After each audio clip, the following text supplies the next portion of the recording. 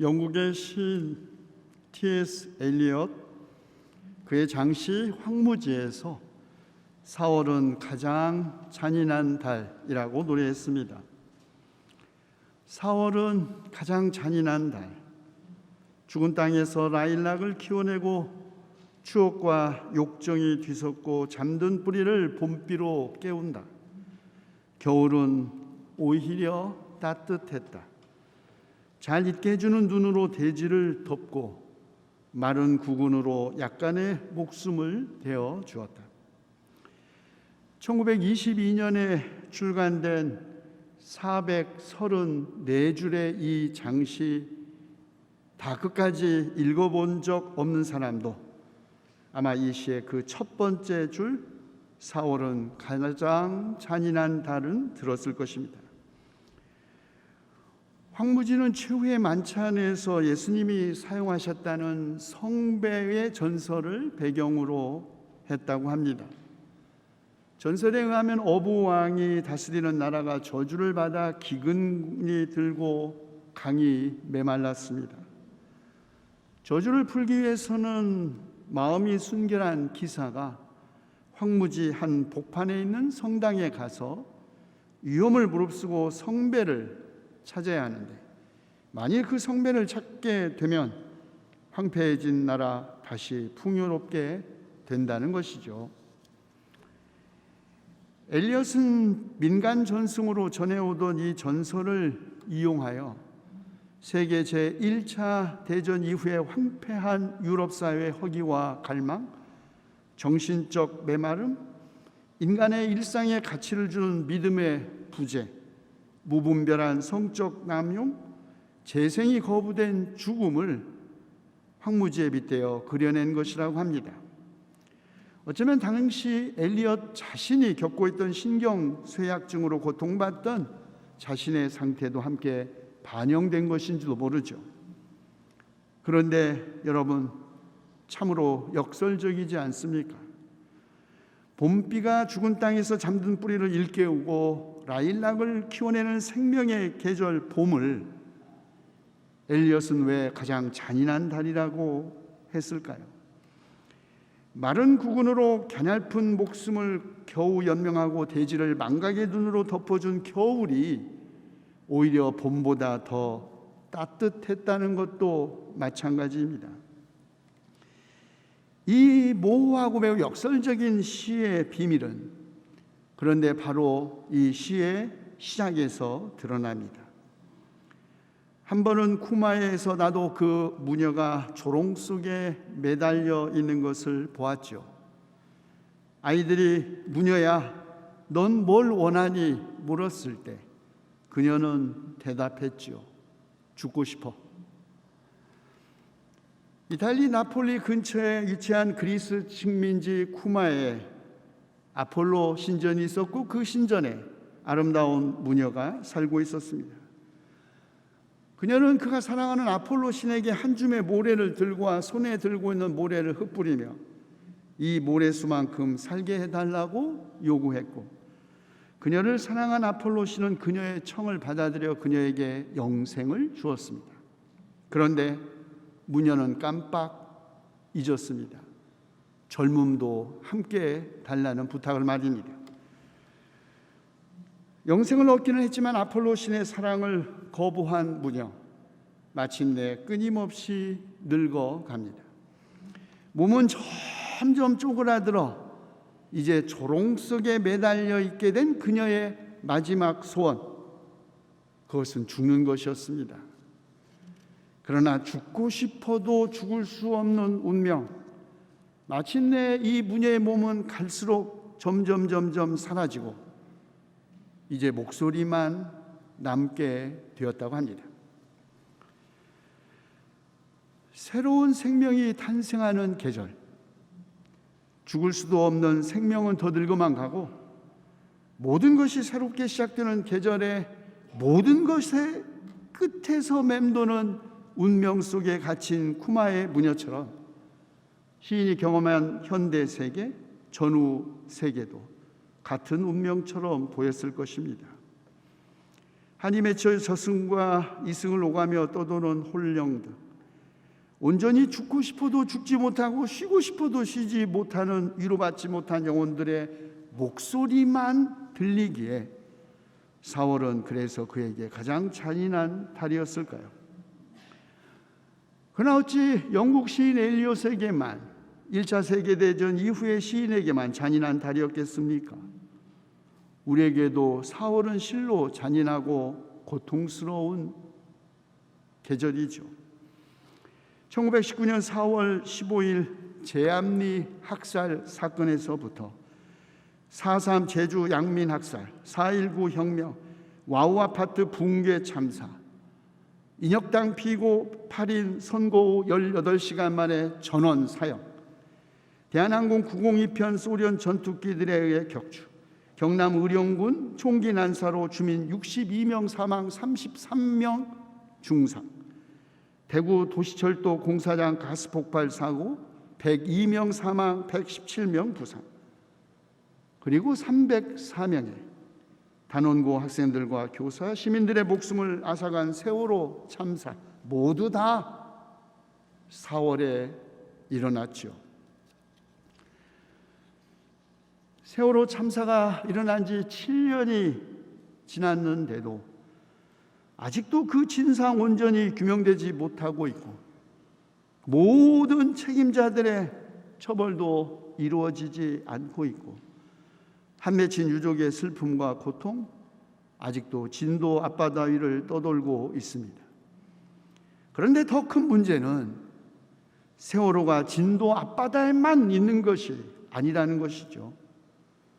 택배 노동자들의 과로와 피곤으로 쓰러지는 아파트 계단에도, 하청 노동자들의 몸이 기계에 끼어 절단당하는 공장에도, 이주 노동자들이 쉴 곳이 없어 냉기로 가득 찬 비닐하우스에도, 우리 사회 곳곳에서 지금도 또 다른 세월호가 침몰 중이죠. 4.19 혁명 61년이 지났지만 그때 가자 북으로 오라 남으로, 이 땅이 네 땅인데 우리가 오도 가도 못한단 말인가 외쳤던 그 학생들의 꿈, 통일과 자주, 아직도 다만 꿈으로 남아 있습니다. 우리는 왜 과거를 기억하는 것일까요? 과거를 기억하지 못하는 사람은 그 과거를 되풀이하도록 심판받았다. 예루살렘 유대인 학살 기념관 야드 바셴, 뮌헨 근처의 다카오 포로 수용소에 쓰여져 있는 스페인 출신의 미국 철학자 산타야나의 말이죠.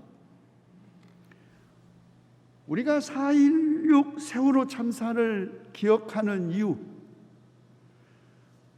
그것은 더 이상 무책임한 정부 때문에 우리 자녀들과 가족들과 우리 이웃이 억울하게 목숨을 잃지 않는 그런 나라 만들기 위한 것 아니었습니까? 국민 단 한 사람의 생명을 지키기 위해 무한 책임을 지는 그런 나라 만들기 위한 것입니다. 우리가 지켜주지 못해 목숨을 잃은 이들의 죽음이 그저 정치화되어 유족들이 단식 투쟁하는 그 앞에서 피자를 시켜 먹으면서 희희낙낙하는 하지 않는 그런 나라, 그 수많은 젊은이들의 죽음 앞에 최소한의 인간적 예의를 지키는 나라, 그런 나라 만들기 위해서입니다.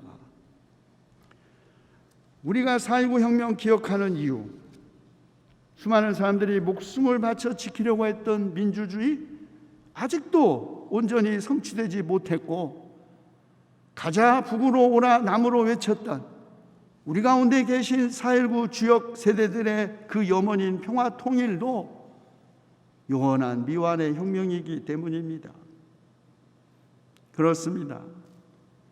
역사에 대한 기억은 힘 있는 권력자들에게는 언제나 불편한 진실이지만 역사의 변혁, 새로운 출발을 원하는 힘없는 사람들에게는 언제나 진정한 희망의 원천입니다. 우리가 믿는 하나님, 창조주이신 하나님도 기억하시는 하나님이죠. 홍수 심판 후 하나님은 노아와 계약을 맺으시고 무지개를 그 언약의 표로 삼으셨습니다. 그리고 그 무지개가 나타날 때마다 하나님은 노아와 숨쉬는 모든 짐승 곧 살과 피가 있는 모든 것과 더불어 세운 언약을 기억하시고 다시는 홍수로 살과 피가 있는 모든 것 물로 변하지 않겠다고 선언하셨죠. 하나님은 자기 백성 이스라엘이 이집트에서 종살이로 단식하며 부르짖을 때 아브라함과 이삭과 야곱에게 세우신 언약을 기억하시고 그들을 구원하셨습니다. 이스라엘 백성은 유월절 축제와 안식일과 십계명의 준수를 통하여 하나님의 구원 사역을 언제나 기억해야 했습니다. 예루살렘의 유대인 학살 기념관 야드 바셈에 기억은 구원을 촉진하고 망각은 흩어짐으로 이끈다 기록되어 있는 것도 이스라엘의 역사적 경험에서 나온 것 아닐까요? 교회도 기억의 공동체입니다. 누가복음서에 의하면 예루살렘을 떠나 엠마오로 가던 제자들에게 부활하신 예수님이 나타나 하루 종일 그들과 함께 걸었는데도 제자들은 그가 부활하신 그리스도인 줄 몰랐다고 합니다. 저녁 때가 되어 부활하신 그리스도를 저녁에 집으로 초대하여 함께 식사를 하려고 앉았는데 예수님이 빵을 들어서 축복하시고 떼어서 그들에게 나눠주실 때 그제서야 제자들의 눈이 열려서 예수님을 알아보았다는 것입니다. 제자들은 예수님의 최후의 만찬을 기억했음이 분명합니다. 기억이 제자들의 눈을 뜨게 했고 기억이 부활하신 주님을 알아보게 한 것이죠. 엠마오로 가다가 부활하신 그리스도를 만난 제자들 곧바로 일어나서 예루살렘으로 들어가 함께 모여있던 제자들에게 그들이 그래서 겪었던 일과 빵을 떼실 때 비로소 그리스도를 알아보게 된 일을 서로 나누기 시작합니다. 그런데 갑자기 예수님이 그들 가운데 들어서서 너에게 평화가 있어라 말씀하십니다. 제자들은 그가 유령이라고 생각하고 놀라 무서움에 사로잡히죠. 그때 예수님 내 손과 내 발을 보아라. 바로 나다. 나를 만져보아라. 유령은 살과 뼈가 없지만 너희가 보다시피 나는 살과 뼈가 있다고 말씀하시고 손과 발을 그들에게 보이십니다. 그럼에도 불구하고 손과 발을 보여주심에도 불구하고 제자들은 그들의 눈으로 지금 부활하신 그리스도를 보고 있으면서도 믿지 못하고 있었다고 합니다. 여러분, 사람이 본다고 해서 보았다고 해서 다 믿는 것 아니죠. 눈에 보이는 증거가 반드시 믿음으로 인도하는 것이 아니라는 말입니다. 한번 세례받았다고 회개가 필요 없는 것 아니고 그리스도인이라고 죄를 짓지 않는다는 말이 아니죠. 한 번의 신앙 체험 영원히 계속되는 것 아닙니다.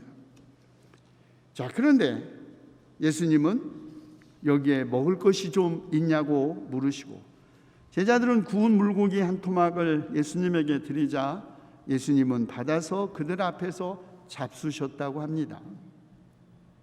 이로써 누가는 예수님이 유령으로 영혼으로 부활하신 것이 아니라 몸으로, 다시 말해 살과 뼈가 있는 몸으로 부활하셨다는 초대교회 전승을 유지하면서 몸의 부활을 증언한 것입니다. 지난 시간에 말씀드린 것처럼 몸의 부활신앙은 그 당시 물질을 죄악시하고 육체성을 구원의 장애라고 생각했던 오직 영혼의 구원 주장했던 영지주의자들의 도전을 막기 위한 고백이었습니다. 그렇습니다. 그리스도께서 우리에게 보여주시고 우리에게 약속하신 구원은 언제나 영적이며 동시에 육체적이고 언제나 현재적이고 미래적인 총체적인 사건입니다. 우리의 몸과 관계없는 구원, 우리의 먹고 마시는 일상과 관계없는 구원, 우리 몸의 회복과 치유와 구원이 배제된 영혼만의 구원, 그것은 그리스도교적 구원이 아닙니다. 그런데 오늘 우리가 주목하려는 것은 제자들의 눈이 열려서 부활하신 그리스도를 알아보게 된 계기가 먹을 것과 마실 것을 함께 나눌 때였다는 것입니다. 예수님과 함께한 최후의 만찬에 대한 기억이 깨달음으로 인도했다는 것이죠. 그렇습니다. 성만찬은 우리를 위하여 죽으신 주님의 죽음을 주님의 재림하실 때까지 기억하고 선포하는 행위입니다.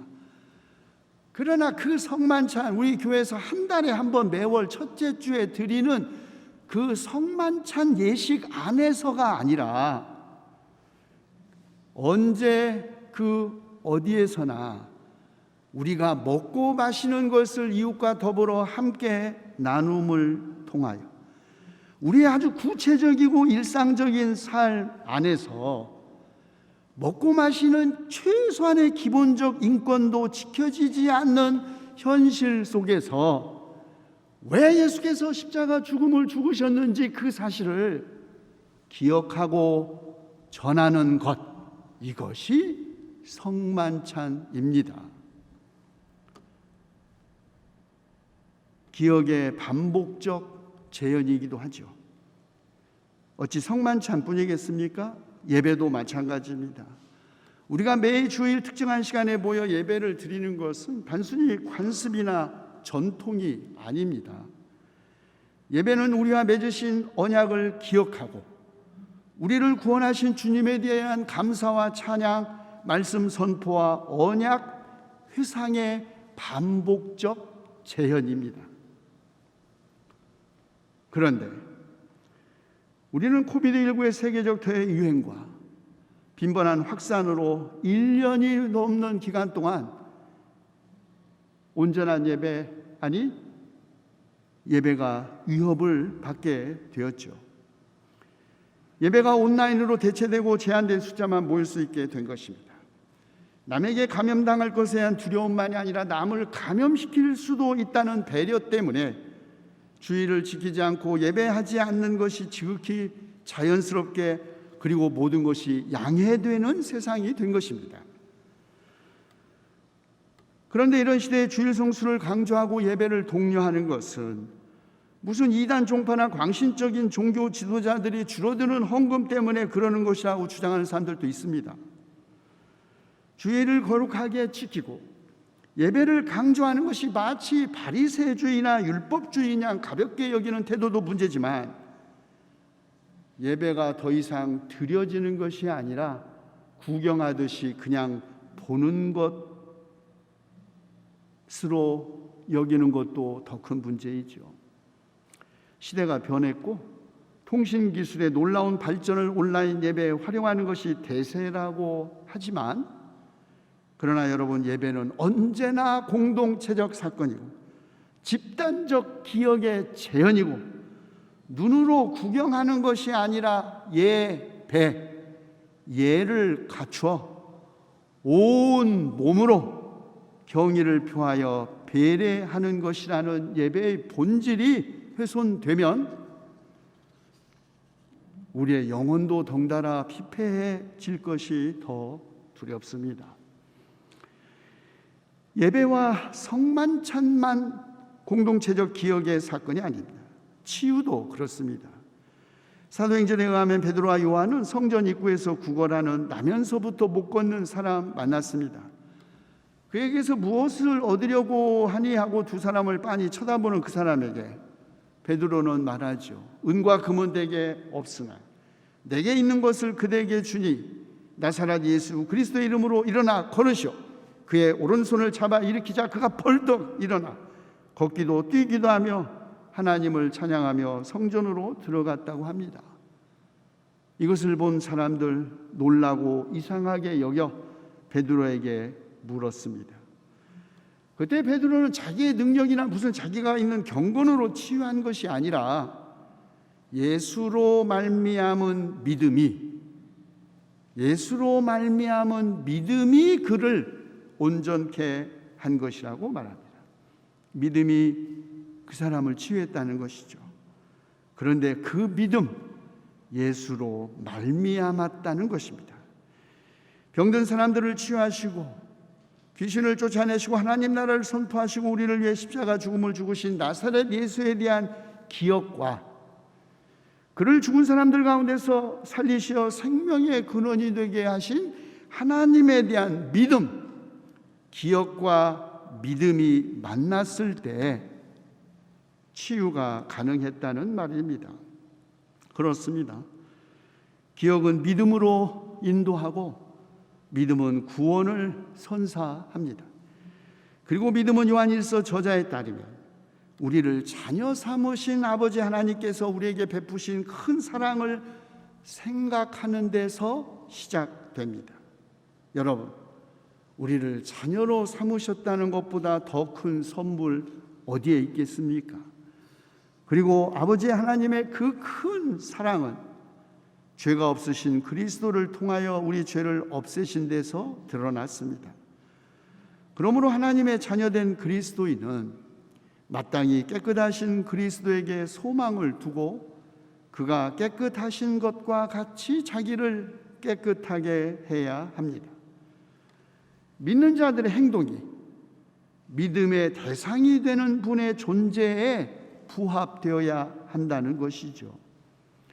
우리를 위하여 자기 목숨을 버리신 주님의 사랑에 부합하는 그리스도의 삶도 그에 상응하는 사랑을 통해서 드러나야 합니다.